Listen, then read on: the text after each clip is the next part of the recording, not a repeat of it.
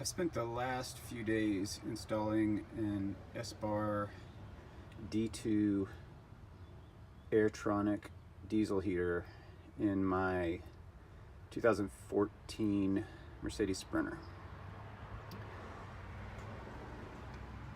I did it a little differently than what most of the videos on YouTube have done, and I really relied on those install videos to get me through this process because yeah, I wouldn't have been able to figure it out. So as you can see, I just mounted the controller on the wall in the front of the unit, and where a lot of people put the actual heater itself is under the passenger seat. And I originally planned to do that, but my Sprinter comes with a large def tank underneath the sliding door, and the hoses were kind of in the way. I'm sure I could have figured it out with some shielding for the exhaust, but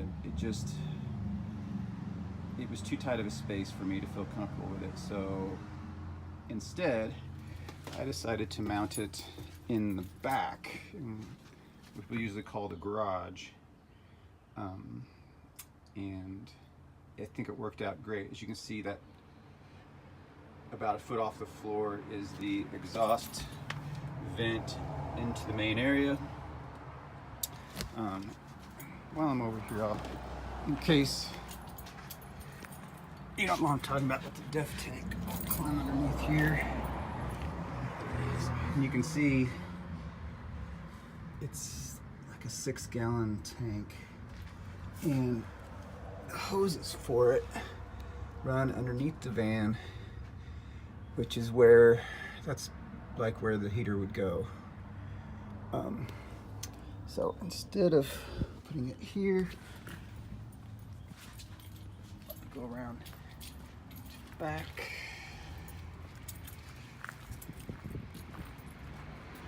And my garage, where I usually have it full of mountain bikes and all my gear and stuff. But there you can see where I put the heater crossways, kind of in the middle of the van next to the wall.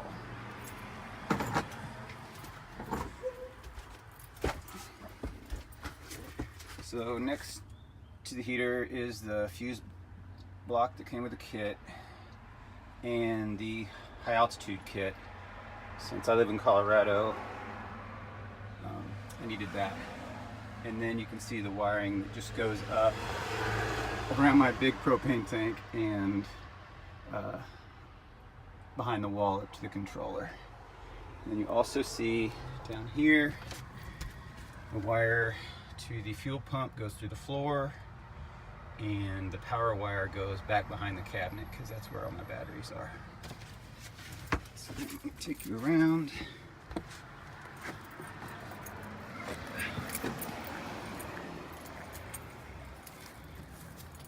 You can see all the stuff going on in the van. Okay, so this is under the van, directly underneath the heater unit, and you can see the 3 pipes coming out of it.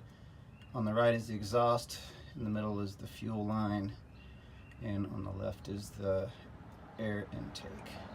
So I routed the air intake up over the drive shaft and the exhaust and down on the passenger side.